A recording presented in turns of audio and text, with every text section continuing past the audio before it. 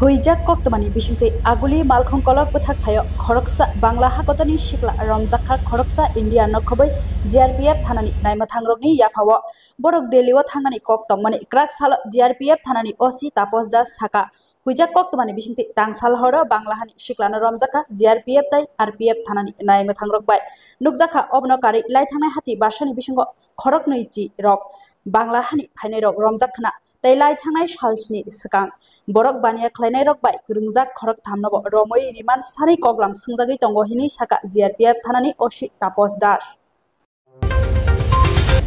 গতকালকেও আমাদের কাছে খবর ছিল যে কিছু বাংলাদেশের যে লোক আছে তারা আমাদের যে প্রত্যেক সপ্তাহে একটা যায় তেজস রাজধানী এক্সপ্রেস ওইটা দিয়ে যেতে পারে।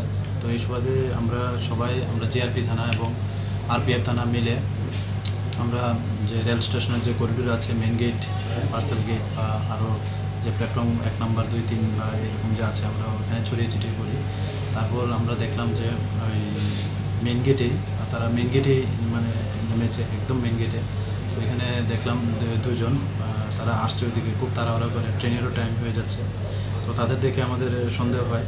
তারপর আমরা তাদেরকে ডিটেন করে তাদের জোরালো জিজ্ঞাসাবাদে তারা এডমিট করে যে এর মধ্যে একজন যে বাংলাদেশি লোক যে ওই সঙ্গে যে আরেকজন আছে সে তাকে দিল্লিতে নিয়ে যাচ্ছে এবং তারা আরও অনেক আগে এখানে এসেছিলো, বাংলাদেশ গিয়েছিল।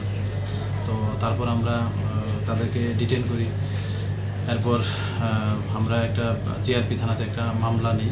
তো আজকে তাদের মহামান্য আদালতে প্রেরণ করা হচ্ছে পুলিশ রিমান্ড চেয়ে। তো এর মধ্যে যিনি বাংলাদেশের উনি নাম হলেন করিমুল্লাহ, ওনার বাংলাদেশ বাড়ি চট্টগ্রাম, আর একজন হলো খুরশিদ আলম যার বাড়ি নর্থ দিল্লিতে আছে। তো আমরা আজকে দুজনকে আমরা মহামান্য আদালতে প্রেরণ করব।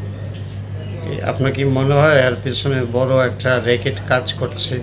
যে যেরকম দেখা যাচ্ছে যে দেশের বিভিন্ন জায়গায় ওরা যাচ্ছে, কি মনে হচ্ছে? হ্যাঁ, হতে পারে। আমরা এই বিষয়গুলো খতিয়ে দেখছি, আর আমরা এটির সঙ্গে যারা কানেক্টেড আছে, যাদের লিঙ্ক হচ্ছে, আমরা তাদেরকেও মানে ওই আইনের আওতায় এনে গ্রেপ্তার করছে। এবং গতকালকে এরকম একজন গ্রেপ্তার হয়েছে, এটা আপনারাও জানেন, যিনি রহিমপুরের বাসিন্দা।